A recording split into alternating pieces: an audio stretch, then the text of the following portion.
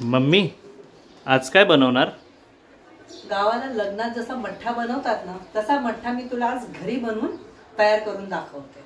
चल मग त्याच्यासाठी जो मसाला तयार करायचा आहे ना तो मी तुला आता इथं वाटून दाखवते। वा, या गरमीत थंडगार मठ्ठा, तोही गावाकडच्या स्टाईलचा, एकदम अरे मजा येईल। चल मसाला दाखव, काय काय लागणार आहे त्याला। चल इथे मी तुला दाखवते। आता बघ मी इथं थोडंसं आलं घेतलंय, 2 हिरव्या मिरच्या घेतल्या आणि थोडासा पुदिना घेतलाय। तर पहिले आपण हिरवी मिरची आणि अद्रक थोडंसं वाटून घेऊ, त्यानंतर पुदिना वाटू। तू बोलशील हे मिक्सरमध्ये पण होतं, हो मिक्सरमध्ये होऊ शकतं, पण असं वाटून टाकशील ना तर मठ्ठा अजून छान लागणार। आता बघ हिरवी मिरची आणि अद्रक बारीक झालेलं आहे।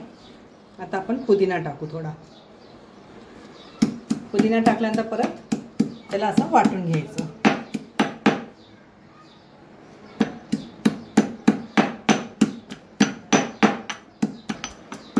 मठ्ठासाठी जे वाटण लागतं ते वाटण आता तयार आहे।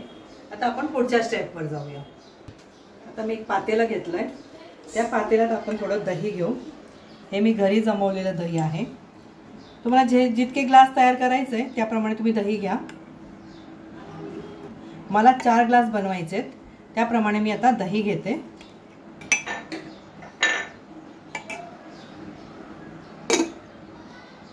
आता ह्या दहीला आपण फेटून घ्यायचं चांगलं।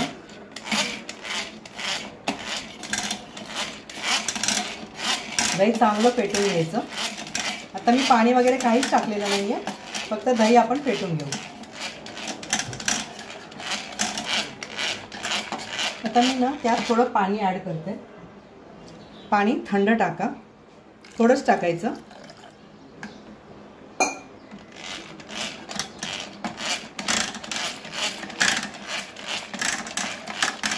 असं मस्तपैकी दही तुम्हाला फेटून घ्यायचं आहे।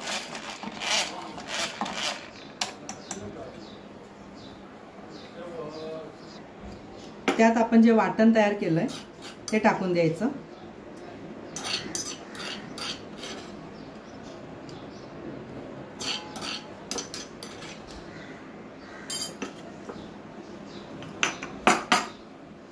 जलजीरा पावडर टाकायची। इथं मी पाऊण चमचा सारखा जलजीरा पावडर घेतलाय। टेस्ट करून घ्यायचं, तुम्हाला कमी जास्त वाटलं तर तुम्ही थोडंसं तुमच्याप्रमाणे टाकू शकताय।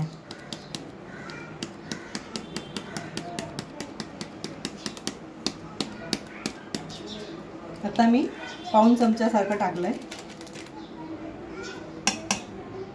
काळं मीठ टाकायचं। काळं मीठ पण मी पाऊण चमचा सारखं टाकणार।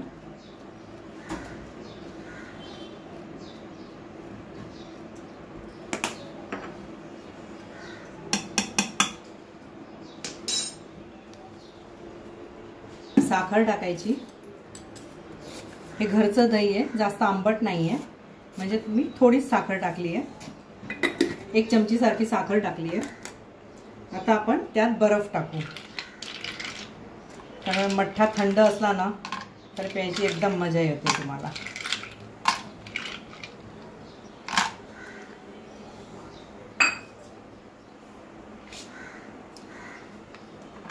आता आपण त्याला मस्त असं फेटून घेऊ।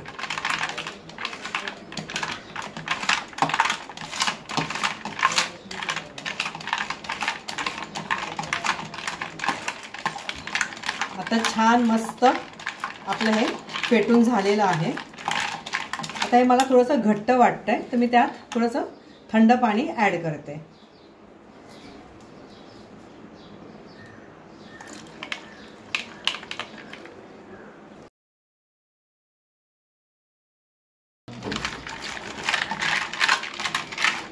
आहा, मस्त थंडगार मठ्ठा तयार झालेला आहे।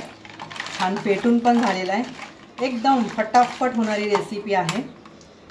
बरं मी इथं काय सांगते तुम्हाला, मी याच्यात पुदिना, हिरवी मिरची आणि अद्रक हे कसं वाटून टाकलेलं आहे। ते कधीतरी तुम्हाला असं वाटेल की तोंडात येतंय, तर तुम्ही त्याच्यात मिक्स करून घ्या। दह्यातनं सगळं मिश्रण तयार करून घ्या, त्यानंतर तुम्ही त्याला चांगलं गाळून घ्या, म्हणजे तुमच्या तोंडात नाही येणार। पण तरी असंच तुम्ही जर प्याले ना तर जास्त मजा येईल।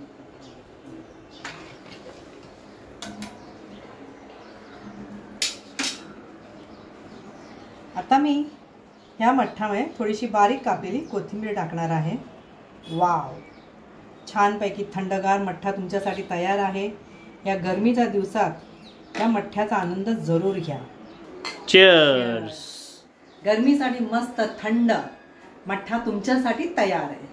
जर तुम्हाला ही रेसिपी आवडली असेल तर शेअर करा, लाईक करा आणि कमेंट करायची विसरू नका. आणि हो, आपलं मराठी चॅनल म्हणजे मराठी मेजवानीला सबस्क्राईब करायचं तर विसरूच नका.